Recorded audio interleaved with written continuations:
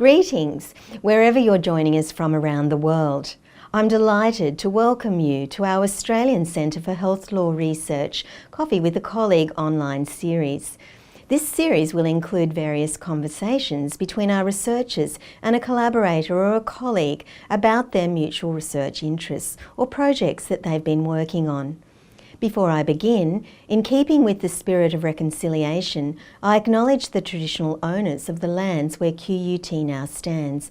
I pay my respect to their elders past, present and emerging, and acknowledge the important role Aboriginal and Torres Strait Islander people continue to play within the QUT community. Before we start this conversation, I'd like to make some brief comments about the Australian Centre for Health Law Research. Our research group is comprised of some 28 academics, a large and growing cohort of PhD students and esteemed adjunct professors. We're supported by an outstanding group of research assistants who work on various projects with us. It's exciting to have this sort of critical mass, all these people working together on challenging and important health law issues. The Centre's research spans the health law field from the beginning to the end of life with 4 programs. End of life, planning for healthy ageing, health, society and regulation, and technology, innovation and health. Our researchers are leading debates and investigating the laws, policy and practice in these areas. We would welcome the opportunity to discuss the research we're doing in the Centre and the possibility of collaborating on projects with you.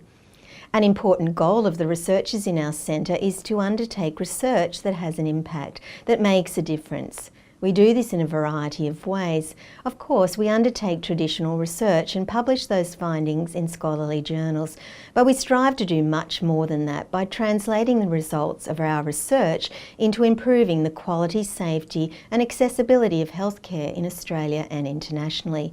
Research alone is not enough to make this happen. We need to take our research out into public and policy debates, and these online conversations form an important part of this goal. It's now my absolute pleasure to invite you to join me for coffee with a colleague.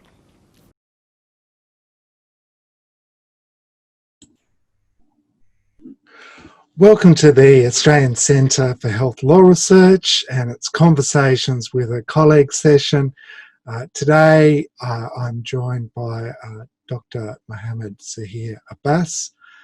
My name is Professor Matthew Rimmer. We both do work on intellectual property and access to essential medicines, which has become a hot topic this year with the coronavirus public health crisis. And a lot of the issues that we've been working on for a long while have suddenly been framed by a new context. Just to begin with, Mohammed, do you want to tell us a little bit about your PhD thesis that was passed this year? Yeah, I completed my PhD thesis in March 2019, just before the start of the virus pandemic.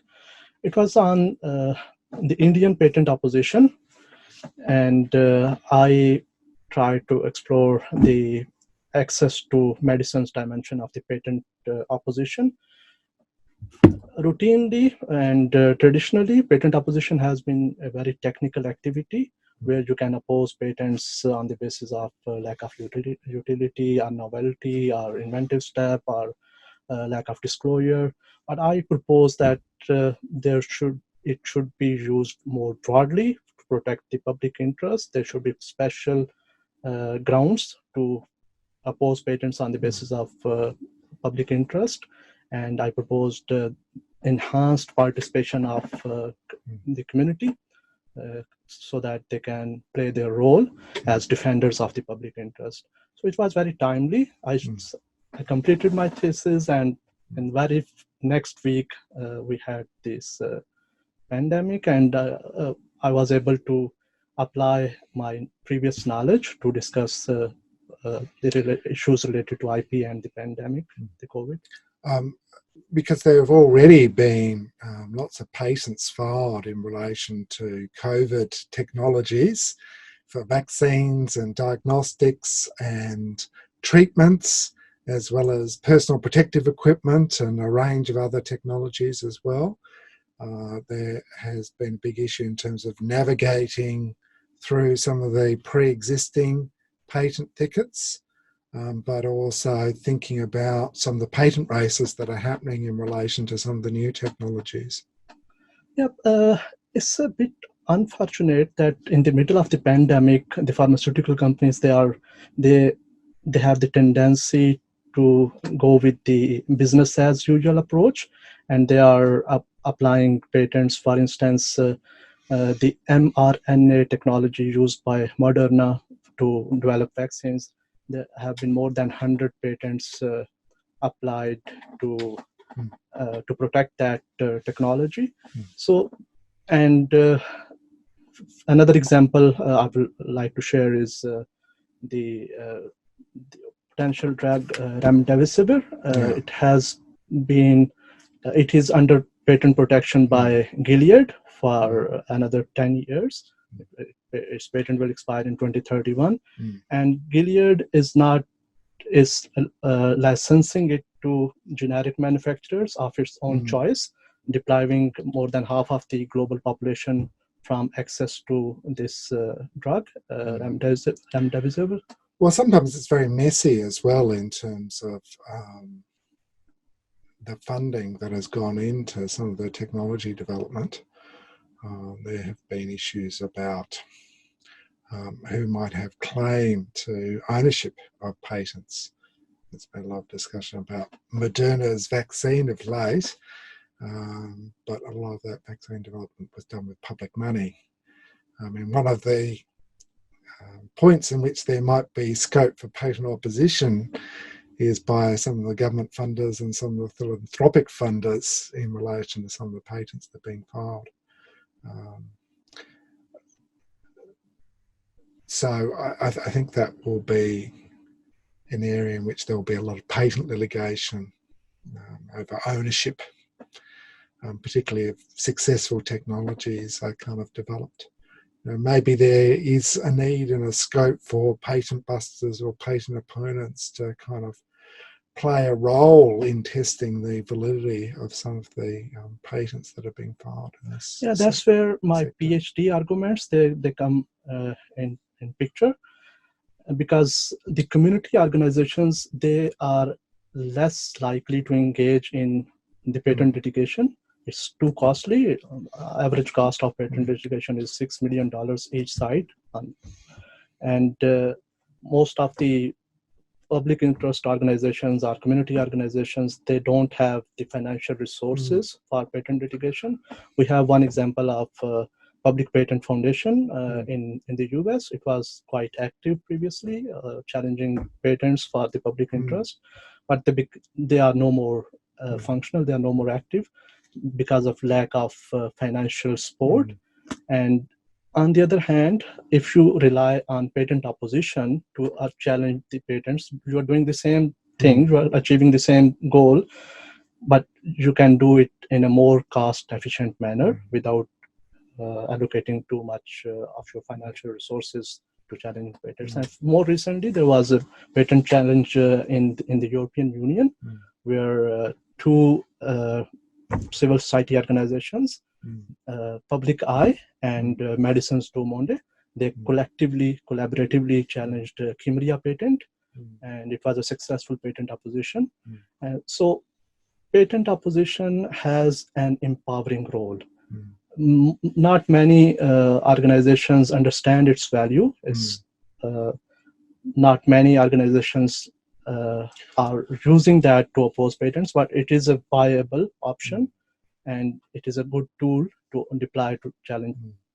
But a lot depends upon what patent owners do with the patents that they might acquire. I mean, it's been interesting to see that Costa Rica have been pushing for the creation of CTAP to enable the voluntary sharing of intellectual property associated with the COVID crisis.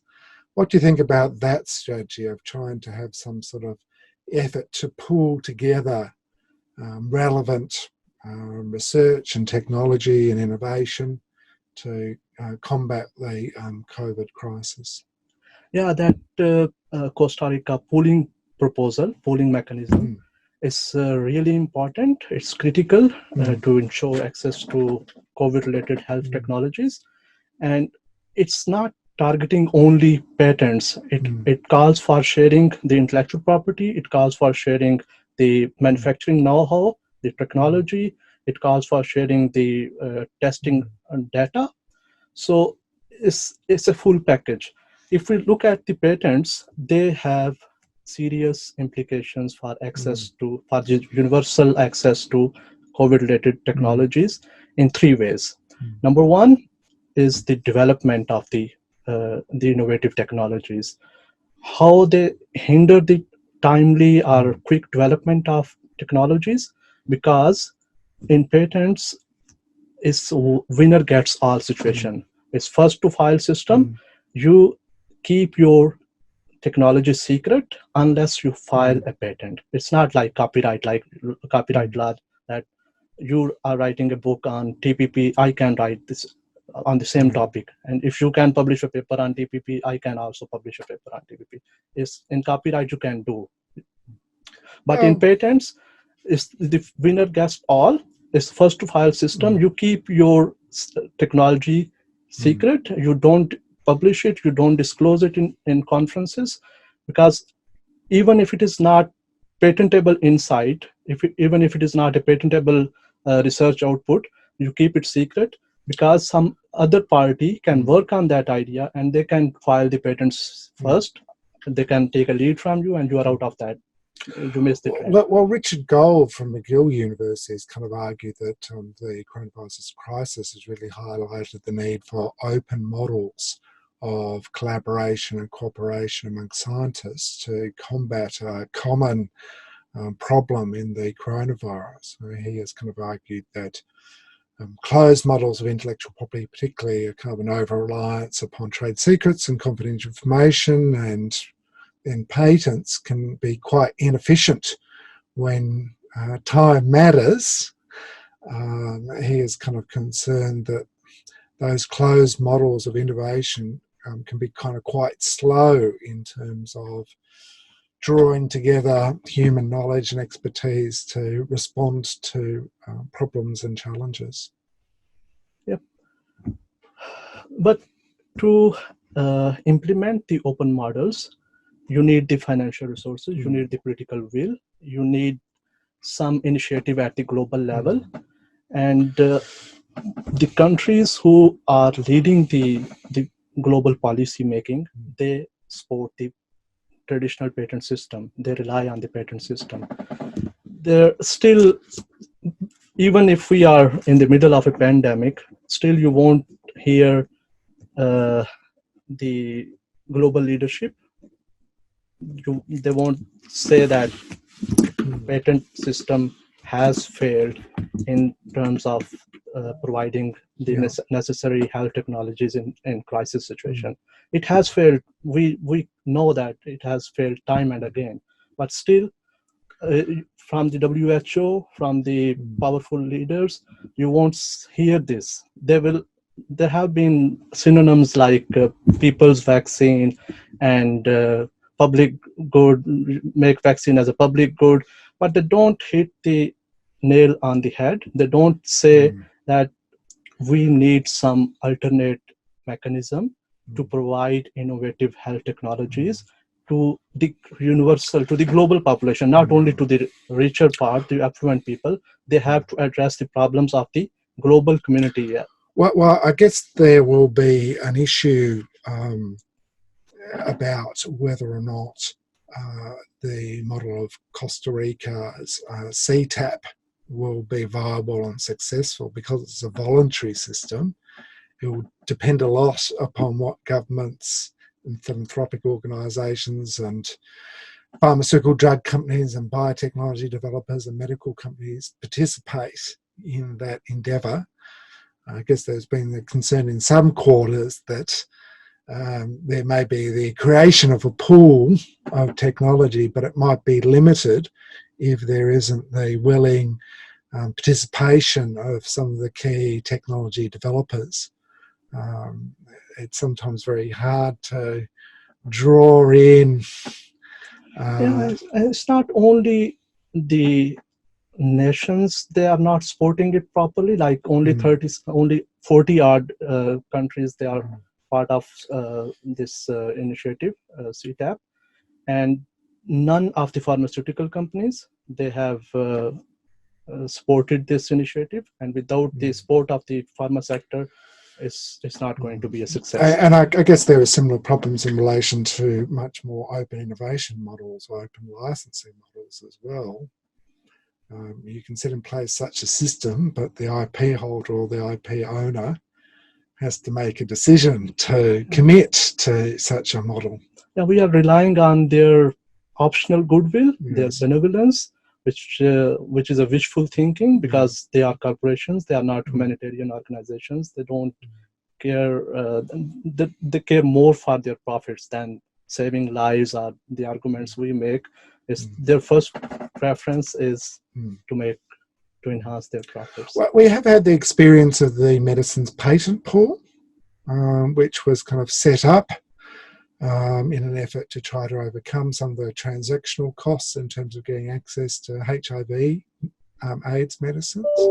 I think that model has been a relative success, and they've expanded their jurisdiction now to also temporarily include COVID technologies.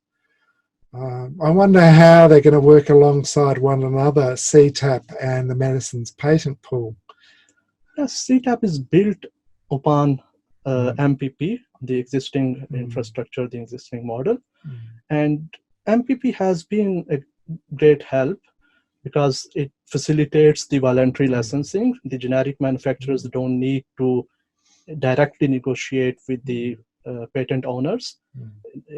MPP plays a good facilitating role. It speeds up the process and it removes the bureaucratic barriers. It's doing a good job. And CTAP, if it is supported properly, it can be it can deliver the desired results, but we have to back it up. The society, the civil society, the community, and the developing world, at least, they should stand behind that proposal. I mean, given the amount of government funding involved in COVID technologies, there's been a lot of discussion about the role of public research institutions and universities in terms of how they might license their technologies. Stanford University has set up its own framework for the public licensing of COVID technologies, has been encouraging other universities and research institutions to adopt similar sorts of frameworks. The student-based group, the Universities Allied for Essential Medicines, has also kind of been a very vocal campaigner for public research institutions to make sure that their inventions are accessible to the wider world. Yep. To make it more organized, there should be some binding arrangement where the public institutions, when they are sharing their research with the commercial sector, they enter into some binding arrangements that while making the pricing decisions, the pharmaceutical companies, they will consider the public funding, and their pricing decisions that should reflect the amount of public funding they received and the amount of help they got from the public institutions in terms of doing the research, basic research. I mean, to their credit, the Australian government has set up a quite comprehensive agreement between the University of Queensland and its other partners to try to ensure that there is at least public access to the benefits of that technology. But you're right, I mean, often universities and research institutions are engaged in complex arrangements with other players and other entities. And it can be sometimes difficult to work out how to ensure that there are accessible terms under such arrangements. There has been the development of the Open COVID Pledge as well, by the Creative Commons movement, by professors like Mark Lemley and George Contreras, and others. And that seems to be an interesting model in which sometimes public research organisations, but also companies and individuals can take a pledge that they will not bring IP action in relation to infringement. What do you think about that model as a model to allay fears in respect of the threat of litigation and conflict? Yeah, the same thing we said about the CTAP. The success of CTAP depends on the cooperation of pharmaceutical companies. If they are willing to join that program, then it will work. Otherwise, it's a failure. Same we can say about the COVID pledge. You can see there are a number of corporations, they have pledged their IP to the COVID pledge, but you won't see many of the pharmaceutical companies, the companies that are engaged in making the manufacturing vaccines. You won't see many of those companies that really matter. You won't find that. Well, there has been a very kind of skewed response thus far. I mean, there has been a lot of big IT companies like IBM and HP and Facebook who have said that they've been willing to participate in the scheme. There's been a few university health initiatives that have also made use of the scheme, but it hasn't really been the level of take-up. And it's also been a little bit complicated that some companies have made their own very particular pledges. They haven't necessarily complied with the Open COVID pledge, but they've provided their own undertakings. I guess that's kind of quite important in terms of, it could be used in equitable proceedings if there are any kind of patent infringement action that was on foot, and they could be stopped from bringing that action. But I think that is an interesting area that's worth exploring. Patent pledges have sometimes been used in the past, but this is a very dramatic new context in which to think about the operation of those pledges. I think the civil society has a role to play. They can put pressure on the big pharmaceutical companies to join initiatives like COVID pledge and CTAP, because as we noticed in the case of HIV/AIDS, it was the civil society mobilization that forced the more clarity on flexibilities like WTO, the Doha Declaration, and we were able to get some breakthroughs because of the engagement of the civil society. I think maybe because COVID doesn't allow you to participate too actively, in this scenario, the civil society has been a bit quiet, and there is no as such mobilization to pressure the pharmaceutical companies to engage with these initiatives that are for the public good, for the public interest. There's been quite a bit of discussion about the right to repair in respect of COVID technologies. There's been a bit of a controversy in Italy over a 3D printing lab, 3D printing valves for ventilators. There's been discussion about whether or not there were threats or not by the IP owner in respect to such products.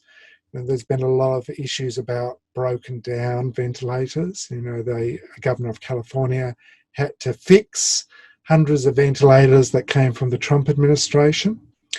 And there's been a concern during the pandemic about the need to have access to repair manuals, but also be able to conduct repairs without fear of patent infringement action or design infringement action or copyright infringement action.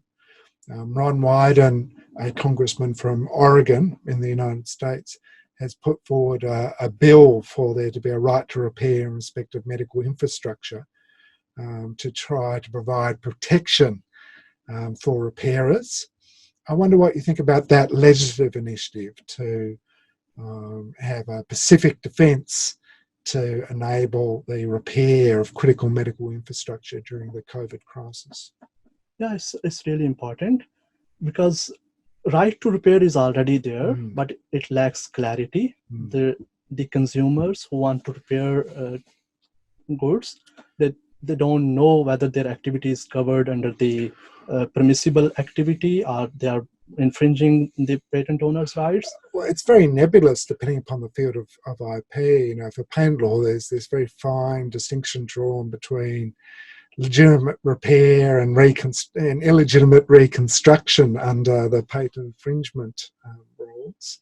So sometimes it can be hard to work out whether or not your activities it's still a bit might be complex, and infringing. it needs more clarity. The consumers who are engaging in the repair activity, they should have more confidence, more clarity, whether they are infringing upon the patent owner's rights. And the right to repair is not important only for the emergency situation. It has a long-term importance in terms of sustainable development.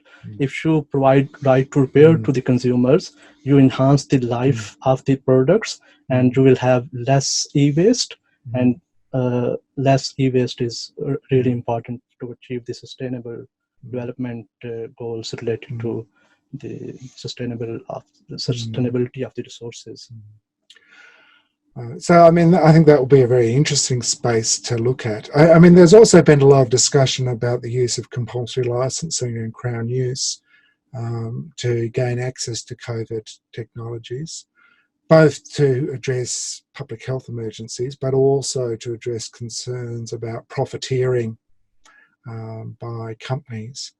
And, you know, some countries in particular, like Canada, have issued legislation with special enhancements of their compulsory licensing regime to deal with the COVID crisis. And a number of other countries like Israel and Ecuador and Chile have also kind of noted that they are willing to use compulsory licensing if need be. And even highly developed countries like Germany have indicated that they will use such powers if they face problems in relation to access or price. I wonder what you thought about the mechanism of compulsory licensing in this new context of the COVID crisis. Yeah, I think the existing compulsory licensing mechanism is less efficient to deal with the crisis situation. We need to revisit the compulsory licensing provided under the WTO TRIPS agreement, because there are both the procedural and substantive terms and conditions to issue the compulsory license, and it's time consuming, it's cumbersome, and if you are in the middle of an emergency situation and you have to comply with all those procedural and substantive requirements, it takes time. And secondly, the patent owner, he can go into appeal, it can cause further delay.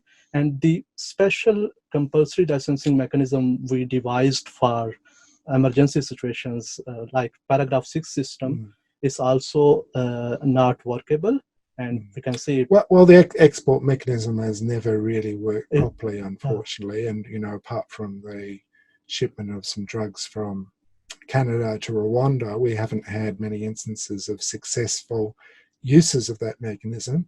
And it's been complicated by the fact that many developed countries have now discovered that they might need exports themselves. It's not just a simple case of only least developed countries or developing countries that might be in need of exports of essential medicines. Some countries have been highly industrially developed, like the United States and Italy and the United Kingdom, but nonetheless they have urgently needed supplies at times. So, I mean, I think that has presented paradoxes as well. I mean, I know Nobel laureate Joseph Stiglitz has certainly been of the view that we need to rethink and reframe that mechanism to take into account some of the factual circumstances that have sprung up. I wonder what you thought about the push by India and South Africa to introduce a TRIPS waiver in response to the coronavirus.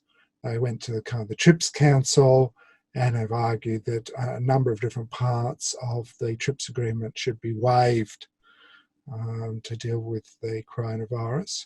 There was opposition from some countries like the United States and Japan and some of the members of the European Union, but also surprisingly Brazil.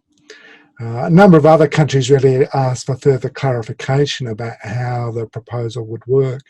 I wonder what you made of that debate about what happened in the TRIPS Council and the discussions about whether or not there should be a waiver in terms of the operation of the TRIPS agreement.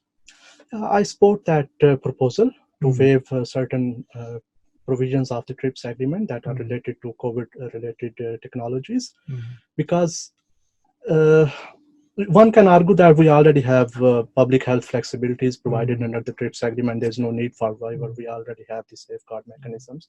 But as I said earlier, the safeguard mechanisms, they apply on case-to-case basis, and they take time, they are cumbersome. And in an emergency situation, for uninterrupted supply and for large-scale manufacturing, you have to take the IP barriers away. You have to take the IP out of it. Otherwise, that 7.8 billion people need vaccines. It's not only one country or one region that needs vaccines. To produce vaccines for 7.8 billion people, you can't rely on limited production. You have to go all out. You have to use all the resources available to produce the vaccines. So if IP comes in way and you have the limited licensing the entities that are producing the vaccine, it will take years and years to reach the vaccine to the people who need it, and then comes the cost. If you have the patent exclusivities, you are controlling the price, and it can allow you to create artificial shortages to further enhance the price. So you have to deal with the IP, and you have to take it out if you want to have uninterrupted supply of the vaccine. I mean, the coronavirus crisis has, amongst other things, disrupted the world economy and lots of the very long supply chains that have been in operation. I mean, that has affected not only pharmaceutical drugs, but has also affected a wide range of other technologies. And it's been interesting to see the shift to local distributed manufacturing during the COVID crisis. And I've been working for a few years now on a project on intellectual property and 3D printing. And as part of that project, you have kind of joined this year to provide some research assistance, looking at how 3D printing and additive manufacturing has been deployed to help address the public health crisis. Do you think that the coronavirus crisis has led us to adopt some more flexible ways of engaging in manufacturing? Yeah. 3D printing was already there for last 4 decades, but its visibility enhanced because of the COVID crisis, because it proved itself as a hero technology, as a savior, and it has the capabilities, the unique capabilities that distinguish it from any other manufacturing method in terms of time. It takes much less time to find a solution to a problem, to try different options. You can, in physical manufacturing, like in traditional manufacturing, you can't try different options in a very quick time. You need the retooling and the molding and casting, everything. It's so complex that you can't do things quickly. Whereas in 3D printing, you have a digital file on your computer. You can work on it. You can reiterate multiple versions of it, and you can keep trying until you reach that desired result. This option is not available with the traditional manufacturing. For example, I give you one example of you already mentioned the case of Italy. There was 2 common citizens who contributed the ventilator valves. They reverse engineered the ventilator valves within 3 hours, and they used the 3D printers to manufacture the ventilator valves for 100 ventilators within 24 hours. Now, this is magical. You can't think about this is like abracadabra thing. You think of it and you get it, and within 24 hours you are distributing 100 ventilators, valves for 100 ventilators. So this is the power of 3D printing. It's just one example. There are so many other examples that I can't. Well, you've been kind of surveying different sorts of responses by industry 3D printing companies and government 3D printing activities, as well as looking at some of the community-based 3D printing emergency responses.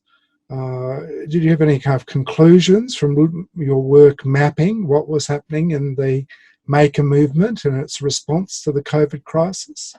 Yeah, I appreciate the capabilities of 3D printing and the way it has contributed to the COVID crisis, but I have highlighted some issues that we need to work on. There's further research needs to be done on improving the printing speed to make it capable of mass production, because no, you can only make specialized, low volume specialized products using 3D printing. It doesn't provide you the option to mass produce the medical products. So to prepare for the next pandemic or next emergency, we need to work on the weaknesses of the 3D printing. And the other thing I highlighted that the government, there were very few initiatives from the public sector, from the government. Most of the times, the people who needed help and the people who were willing to provide help through 3D printing, they were connected through online platforms that were not initiated by the government sector. Well, sometimes governments help prompt companies to pivot and shift their approach. So, you know, in Canada, the Canadian Shield was produced by a company that had previously been focused on 3D printing in education. Anyway, I think it will be a rich area of new research.